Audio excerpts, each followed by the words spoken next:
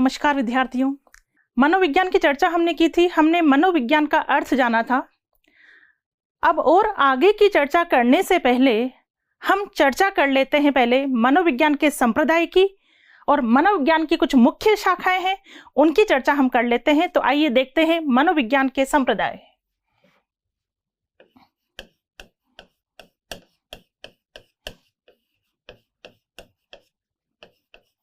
मनोविज्ञान के संप्रदाय,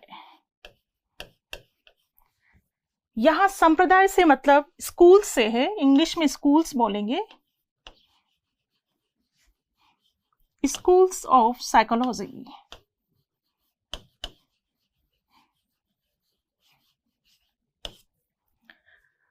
मनोविज्ञान के संप्रदाय की हम बात करने जा रहे हैं।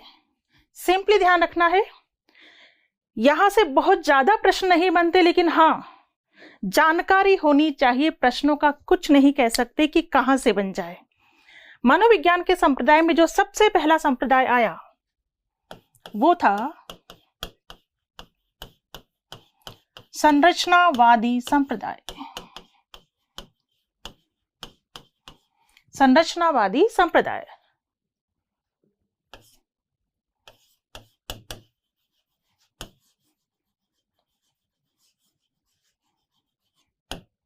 ठीक है, इंग्लिश में कहेंगे स्ट्रक्चरलिज्म, संरचनावादी संप्रदाय।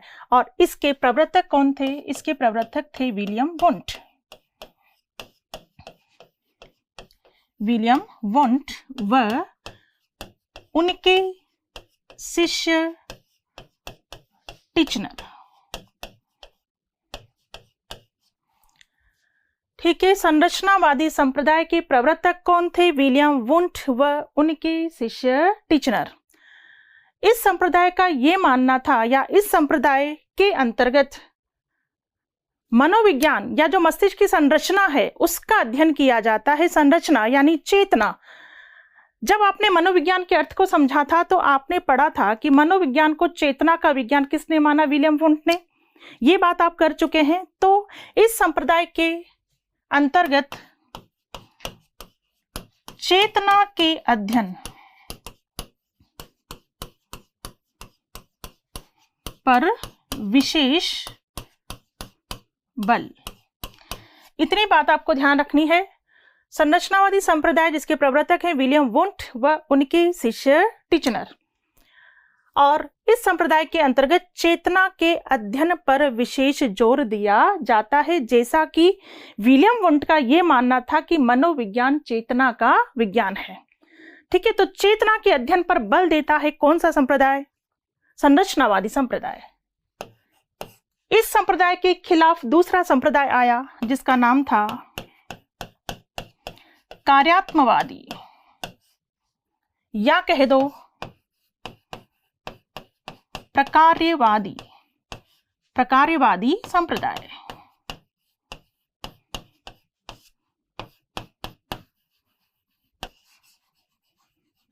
ठीक है, इसे इंग्लिश में कहेंगे फंक्शनलिज्म। कार्यात्मवादी संप्रदाय, और इसके प्रवर्तक हैं विलियम जेम्स। William James. पहले आपको ये ध्यान देना होगा, आपको ये चीज पता है कि जब हमने ये पढ़ा था कि मनोविज्ञान को चेतना का विज्ञान माना गया, तो चेतना का विज्ञान मानने में विलियम वुंट का भी नाम आता है, विलियम जेम्स का भी नाम आता है। दोनों ने मनोविज्ञान को क्या माना था? चेतना का विज्ञान। लेकिन फिर दोनों के विचार अलग हो गए।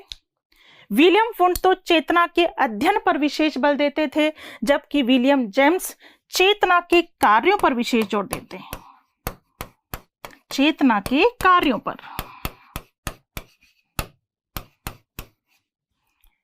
चेतना के कार्यों पर विशेष जोर देते हैं कि व्यक्ति क्या करता है, कोई व्यवहार करता है तो क्यों करता है। कार्यों पर विशेष जोर कौन से संप्रदाय के द्वारा दिया गया? कार्यात्मवादी संप्रदाय। सिंपली ध्यान रखना, इजी वे में ध्यान रखना। संरचनावादी संप्रदाय तो चेतना के अध्ययन पर विशेष बल देते हैं, जबकि कार्यात्मवादी संप्रदाय चेतना के कार्यों पर विशेष जोर देते हैं। ठीक है, दो संप्रदाय की चर्चा हो चुकी है। तीसरा संप्रदाय है हमारा व्यवहारवादी संप्रदाय। कौन सा संप्रदाय? व्यवहारवादी। नंबर 3 व्यवहारवादी संप्रदाय।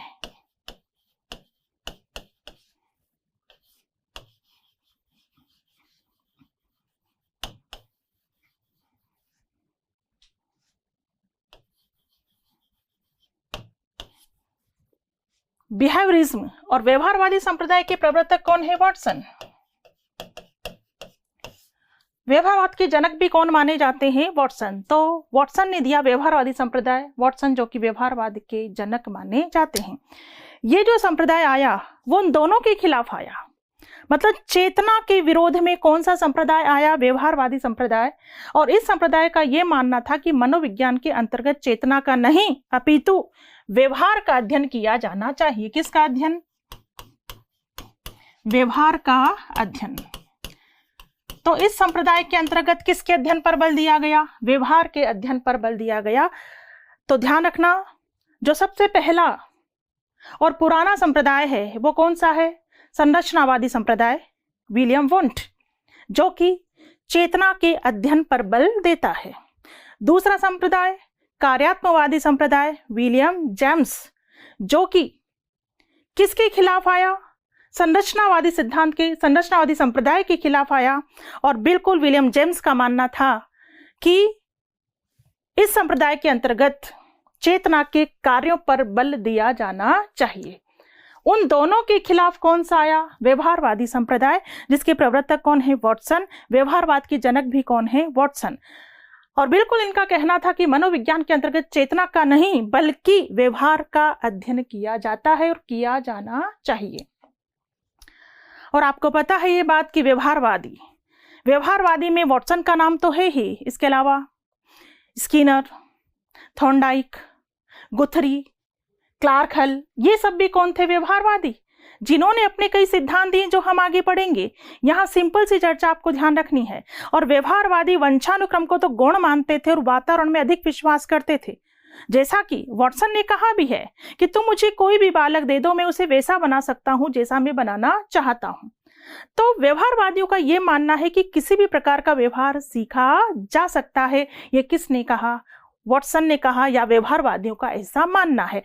यहां सिंपल ध्यान दें, जो व्यवहारवादी संप्रदाय है वो व्यवहार के अध्ययन पर बल देता है। तो कितने संप्रदाय हो गए? 3 संप्रदाय। अब आइए नंबर 4, गेस्टाल्ट संप्रदाय।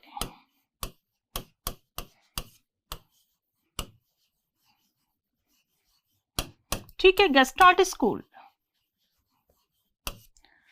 और इसके प्रवर्तक कौन है? मैक्स वर्दीमर। मैक्स वर्दीमर, ठीक है, मैक्स वर्दीमर प्रवर्तक है। और इनके जो सहयोगी है वो कौन कौन है? कोहलर, कॉफका, कोट लेविन, ये सब इनके सहयोगी हैं। प्रवर्तक कौन है गेस्टाल्ट संप्रदाय के? मैक्स वर्दीमर। अब देखिए, ये जो चौथा संप्रदाय है, ये संप्रदाय चेतना व व्यवहार, चेतना व व्यवहार दोनों के अध्ययन पर बल देता है। बात समझ में आ रही होगी आपको। पहला संप्रदाय संरचनावादी संप्रदाय चेतना का अध्ययन करता है। दूसरा संप्रदाय कार्यात्मवादी संप्रदाय चेतना के कार्यों का अध्ययन करता है। तीसरा संप्रदाय व्यवहारवादी संप्रदाय व्यवहार का अध्ययन करता है। जबकि जो चौथा संप्रदाय है गेस्टाल्ट संप्रदाय, ये चेतना व व्यवहार दोनों का अध्ययन करता है। यानी ये संप्रदाय संपूर्णता में विश्वास करता है। किसमें? संपूर्णता में विश्वास करता है। और पूर्ण से अंश की ओर जो शिक्षण सूत्र है वो इसी संप्रदाय की देन है कि पहले पूर्ण रूप को देखो और फिर किसका अध्ययन करो? अंश का अध्ययन करो। ठीक है, तो ये बात, यह संपूर्णता पर बल देता है। कौन सा संप्रदाय? गेस्टाल्ट संप्रदाय। 4 संप्रदाय आप पढ़ चुके हैं। आगे हम बढ़ेंगे 5वां संप्रदाय, मानवतावादी संप्रदाय।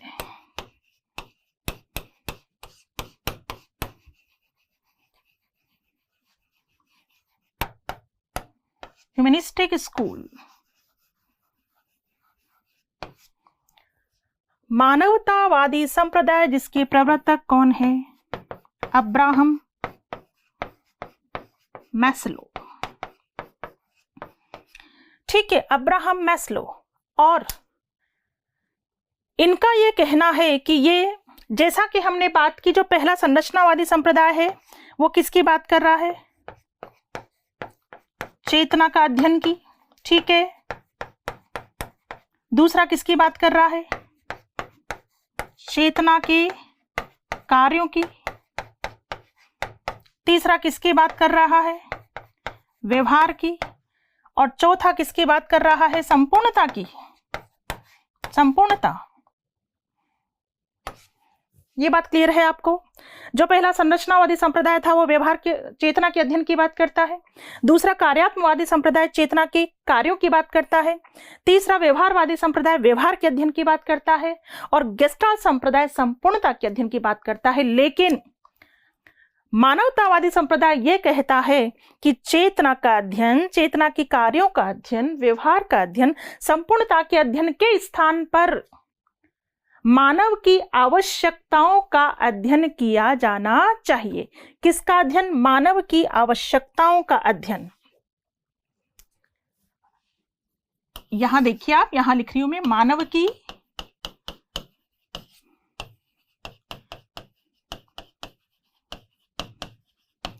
मानव की आवश्यकताओं का अध्ययन। इस पर बल देता है कौन सा संप्रदाय? मानवतावादी संप्रदाय। और हम आगे पढ़ेंगे कि अब्राहम मैस्लो ने आवश्यकता पदानुक्रमिक सिद्धांत दिया था, जिसके अंतर्गत मानव की 5 आवश्यकताएं बताई गई थी। कौन कौन सी आवश्यकता थी, क्या थी, ये सारा हम आगे जब सिद्धांत आएगा उसके अंतर्गत हम विस्तृत अध्ययन करेंगे। यहां केवल इतना ध्यान रखना है कि मानवतावादी संप्रदाय चेतना के अध्ययन, चेतना के कार्यों का अध्ययन, व्यवहार का अध्ययन, संपूर्णता के अध्ययन के स्थान पर मानव की आवश्यकताओं के अध्ययन पर बल देता है। क्लियर? तो ये 5 संप्रदाय कंप्लीट हो चुके हैं। आगे नेक्स्ट संप्रदाय पढ़ेंगे। नंबर 6, एक संप्रदाय है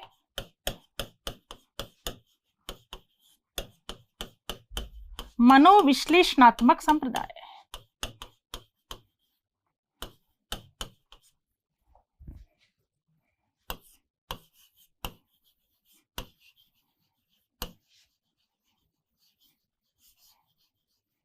साइको एनालिसिस स्कूल, ठीक है। और इसके प्रवर्तक कौन है? Sigmund Freud. Sigmund Freud. इसकी सारी चर्चा बिल्कुल आगे डिटेल में होती है, यहां सिंपली जान लें मनोविश्लेषणात्मक संप्रदाय किसने दिया था? Sigmund Freud.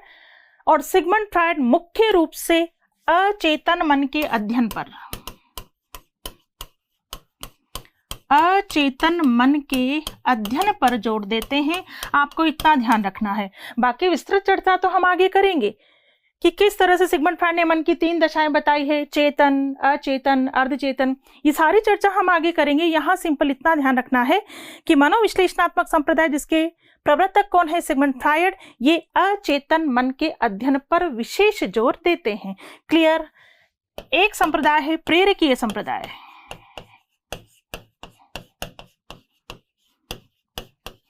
प्रेरकीय संप्रदाय इंग्लिश में कहेंगे होमिक स्कूल।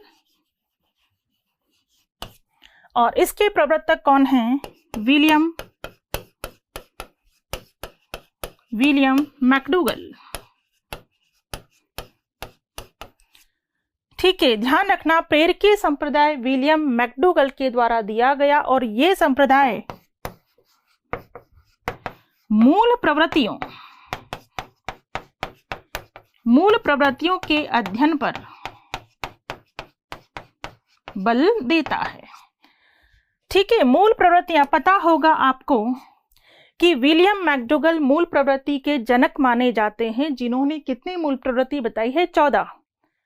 तो बिल्कुल मूल प्रवृत्तियों के अध्ययन पर बल किसने दिया? William McDougall. और विलियम मैकडूगल का नाम आया है तो एक और बात आपको ध्यान रखनी चाहिए। जैसा कि अभी हमने पढ़ा कि व्यवहारवाद के जनक तो कौन है? वाटसन। बट याद रखना व्यवहार शब्द का सर्वप्रथम प्रयोग किसने किया था? विलियम मैकडूगल ने। कौन सी पुस्तक के अंतर्गत? Outline psychology. प्रश्न पूछ लिया जाए व्यवहार शब्द का सबसे पहले प्रयोग किसने किया? William McDougall.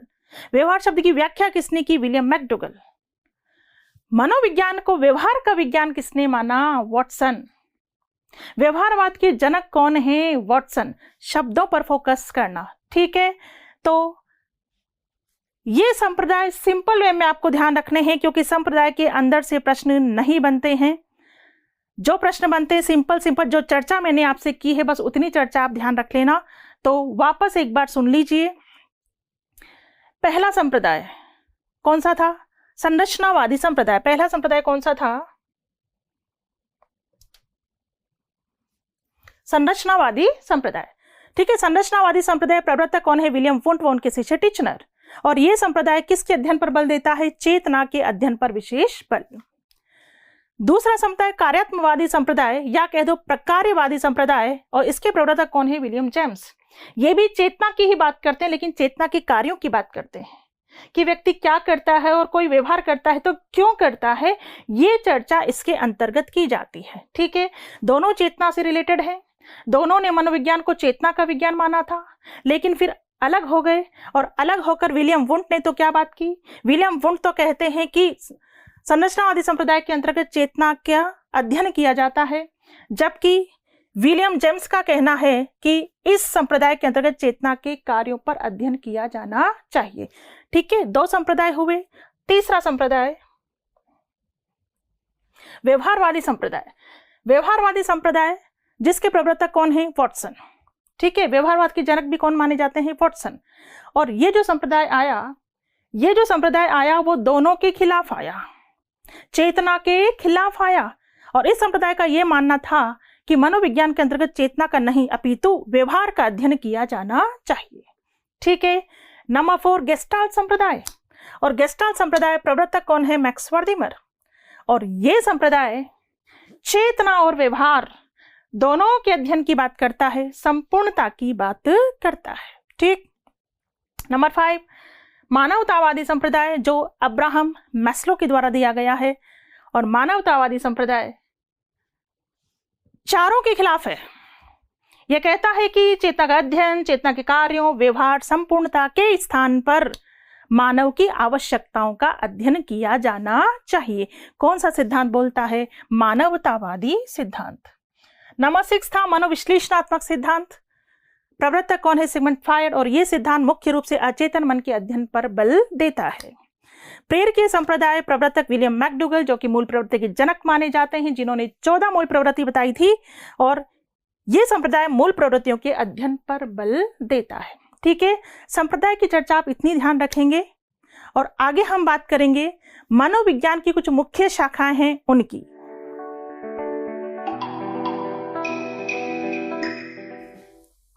मनोविज्ञान की शाखाएं।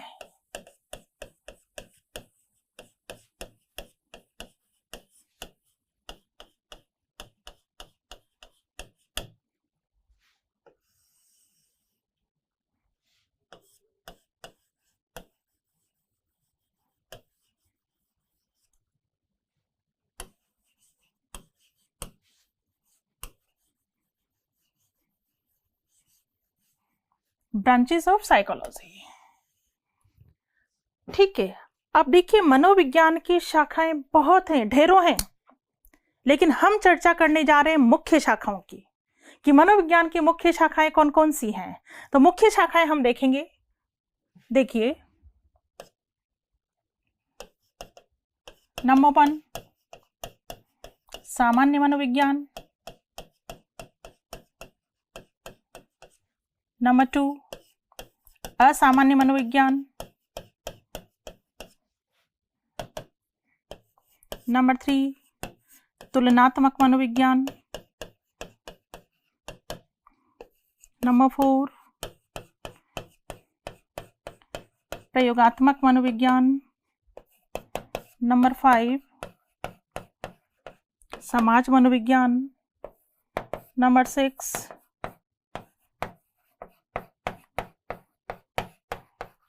औद्योगिक मनोविज्ञान। नंबर 7 बाल मनोविज्ञान। नंबर 8 किशोर मनोविज्ञान। नंबर 9 प्रौढ़ मनोविज्ञान। नंबर 10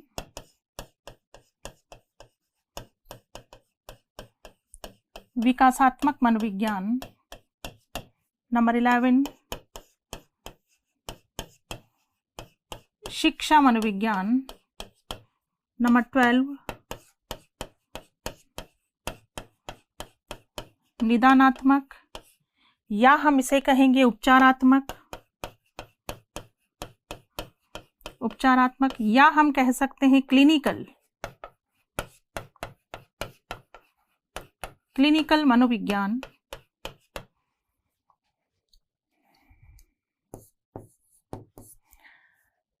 नंबर 13 पशु मनोविज्ञान। नंबर 14 परा मनोविज्ञान। मुख्य शाखाएं ये हैं। मैंने आपको यहाँ 14 शाखाएं लिखवाई हैं, इसका मतलब ये नहीं है कि शाखाएं 14 ही हैं क्या, नहीं, शाखाएं तो ढेरों हैं, लेकिन हाँ मुख्य शाखाएं 14 हैं।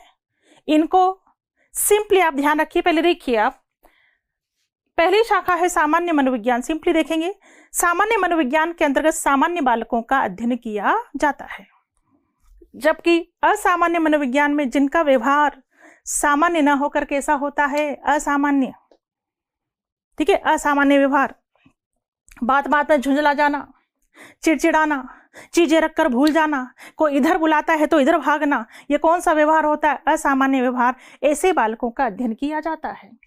तुलनात्मक मनोविज्ञान के अंतर्गत तुलनात्मक स्टडी होती है कि ये बात इसमें कैसी है और ये बात इसमें कैसी है। नेक्स्ट है प्रयोगात्मक मनोविज्ञान। बताइए किसे कहते हैं प्रयोग? नियंत्रित परिस्थितियों में किया गया अध्ययन क्या कहलाता है, प्रयोग। तो प्रयोगात्मक मनोविज्ञान के अंतर्गत नियंत्रित परिस्थितियों में अध्ययन किया जाता है। ये प्रश्न मनोविज्ञान के साथ साथ शिक्षण विधियों में भी उठ सकता है और पूछ लिया जाता है कि नियंत्रित परिस्थितियों में किया गया अध्ययन क्या कहलाता है, प्रयोग। क्या कहलाता है, प्रयोग। तो प्रयोगात्मक मनोविज्ञान के अंतर्गत नियंत्रित परिस्थितियों में अध्ययन किया जाता है। समाज मनोविज्ञान। समाज मनोविज्ञान के अंतर्गत सामाजिक परिप्रेक्ष्य को ध्यान में रख करके बालक का अध्ययन किया जाता है। औद्योगिक मनोविज्ञान के अंतर्गत किस किस बालक को किस किस उद्योग का चयन करना चाहिए और औद्योगिक प्रशिक्षण दिया जाता है, कौन से मनोविज्ञान में, औद्योगिक। बाल मनोविज्ञान, जिसका आधुनिक नाम क्या है, आधुनिक नाम क्या है, बाल विकास।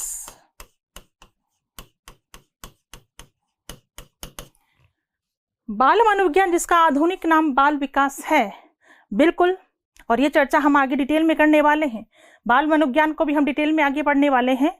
तो बाल मनोविज्ञान के दो या बाल विकास के अंतर्गत कहां से कहां तक का अध्ययन किया जाता है, गर्भावस्था से किशोरावस्था। गर्भावस्था यानी जन्म पूर्व से किशोरावस्था कह दो या परिपक्वावस्था तक होने वाले विकास का अध्ययन किया जाता है। कौन से मनोविज्ञान में, बाल मनोविज्ञान। किशोर मनोविज्ञान में केवल किशोरों का अध्ययन होगा। किशोरों की क्या क्या समस्याएं होती हैं, किशोरों की क्या क्या विशेषताएं होती हैं, इन सब का अध्ययन किया जाता है। ये चर्चा भी हम आगे करने वाले हैं। प्रौढ़ मनोविज्ञान में केवल अध्ययन किसका होगा, प्रौढ़ का। विकासात्मक मनोविज्ञान, ये देखिए आप, विकासात्मक मनोविज्ञान, विकासात्मक मनोविज्ञान जिसके प्रवर्तक जीन पियाजे माने जाते हैं। तो विकासात्मक मनोविज्ञान के अंतर्गत न केवल शैशवावस्था, न केवल बाल्यावस्था, न केवल किशोरावस्था, बल्कि शुरू से अंत तक, गर्भावस्था से वृद्धावस्था तक का अध्ययन होता है। कौन से मनोविज्ञान में, विकासात्मक मनोविज्ञान। इसके प्रवर्तक कौन है, इसके जनक कौन है, जीन पियाजे। फिर है शिक्षा मनोविज्ञान।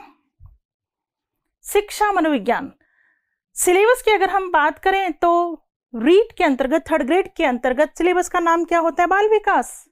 सेकंड ग्रेड और फर्स्ट ग्रेड में नाम क्या होता है, शिक्षा मनोविज्ञान, जिसकी चर्चा हम करते हैं। शिक्षा मनोविज्ञान, एजुकेशनल साइकोलॉजी। शिक्षा मनोविज्ञान मनोविज्ञान की वह शाखा है जिसके अंतर्गत बालक के व्यवहार का नियंत्रित परिस्थितियों में अध्ययन किया जाता है। और नियंत्रित परिस्थितियां कौन सी परिस्थितियां, शैक्षिक परिस्थितियां। बालक के व्यवहार का शैक्षिक परिस्थितियों में अध्ययन किया जाता है, किसके अंतर्गत, शिक्षा मनोविज्ञान। नेक्स्ट है निदानात्मक कह दो, उपचारात्मक कह दो, या क्लिनिकल मनोविज्ञान। आपने निदान शब्द सुना होगा, निदान और उपचार बहुत इंपॉर्टेंट शब्द है, आगे भी इनकी चर्चा होगी। सिंपल वे में सुन लें अभी। निदान किसे कहते हैं, उपचार किसे कहते हैं? समस्या के कारण को जानना क्या कहलाता है निदान, और उस कारण को दूर करना क्या कहलाता है उपचार। समस्या के कारण को जानना, अगर किसी बच्चे के साथ कोई समस्या है तो हमें उसके कारण को जानने की कोशिश करनी चाहिए कि ये समस्या यदि बच्चे के साथ है तो क्यों है। मान लीजिए कि बच्चा रोजाना स्कूल देरी से आता है, तो कुछ टीचर क्या होते हैं, बच्चा देरी से स्कूल आया, चल हाथ निकाल, मारा ना, चल अब बैठ जा। नहीं, बच्चे की समस्या का कारण जानने की कोशिश करें। कोई तो कारण होगा, कोई तो वजह होगी, कारण को जाने। एक बच्चा रोजाना बच्चों का टिफिन चुरा कर खा जाता है। कुछ बालक होते हैं ऐसे जो क्या क्रिएट करते हैं, समस्या क्रिएट करते हैं, समस्या क्रिएट करते हैं। समस्यात्मक बालक किसे कहते हैं? चोरी करने वाले बालक, झूठ बोलने वाले बालक, विद्यालय से भाग जाने वाले, क्रोध व झगड़ा करने वाले, दूसरे बच्चों का टिफिन चुरा कर खा जाने वाले, ऐसे होते हैं कौन से बालक? समस्यात्मक बालक। तो एक बालक रोजाना दूसरे बच्चों का टिफिन चुरा कर खा जाता है, क्यों? कारण को जानने की कोशिश करें। हो सकता है आप कारण जानेंगे तो आपको कई कारण सामने आ सकते हैं, जैसे कि उसकी माँ रोजाना टिफिन में ब्रेड भेज देती है जो उसे पसंद नहीं आता, और अगर वो अपना टिफिन खोलता है तो दूसरे बच्चे उसका उपहास उड़ाते हैं, इसलिए अपना टिफिन ही नहीं खोलता। भूख लगती है तो चुरा कर खा लेता है। और भी कई कारण आपको मिल सकते हैं, लेकिन कब मिलेंगे? जब आप जानने की कोशिश करोगे। तो समस्या के कारण को जाना, समस्या कोई भी हो सकती है। पढ़ाई से संबंधित समस्या हो सकती है, अधिगम से संबंधित समस्या हो सकती है, उसे कोई अदर समस्या हो सकती है, कोई सामाजिक समस्या हो सकती है, कोई पारिवारिक समस्या हो सकती है, कोई भी समस्या हो सकती है। कारण को जानने की कोशिश करें तो कारण को जानना कहलाता है निदान, फिर उस कारण को दूर करना क्या कहलाता है? उपचार। तो निदानात्मक और उपचारात्मक या कह दो क्लिनिकल मनोविज्ञान, तो इसके अंतर्गत ऐसे ही समस्यात्मक बालकों का अध्ययन किया जाता है। कौन से मनोविज्ञान में? निदानात्मक। ठीक है, आगे बढ़ेंगे पशु मनोविज्ञान। एक बात ध्यान रखना, मनोविज्ञान का क्षेत्र बहुत विस्तृत है। मनोविज्ञान व्यवहार का अध्ययन करता है। किस किस के व्यवहार का? मानव के व्यवहार का, पशुओं के व्यवहार का भी अध्ययन करता है। क्षेत्र बहुत विस्तृत है मनोविज्ञान का। तो मनोविज्ञान मानव के साथ साथ पशुओं का भी अध्ययन किया जाता है। तो पशु मनोविज्ञान में अध्ययन किसका होगा? पशुओं का। और एक है परामनोविज्ञान। परामनोविज्ञान, और इस परामनोविज्ञान को, ये क्या है? आधुनिकतम शाखा है। कौन सी शाखा? आधुनिक, लेटेस्ट ब्रांच।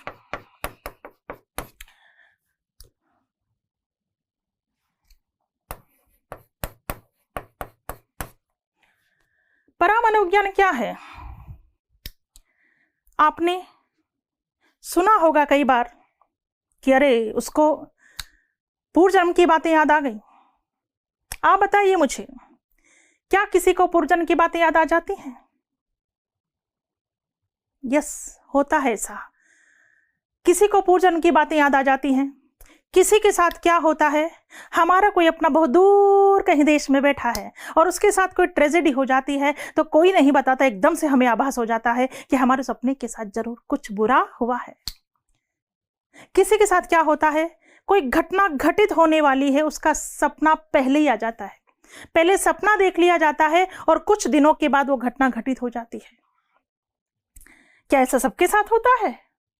नहीं, ऐसा सबके साथ नहीं होता। कुछ के साथ ऐसा होता है। आखिर ऐसा होता है तो क्यों?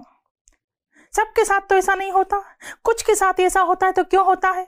ऐसा होने के पीछे कारण क्या है? ये कुछ उलझी हुई गुत्थियां हैं जिनका आज तक प्रॉपर जवाब नहीं मिल पाया।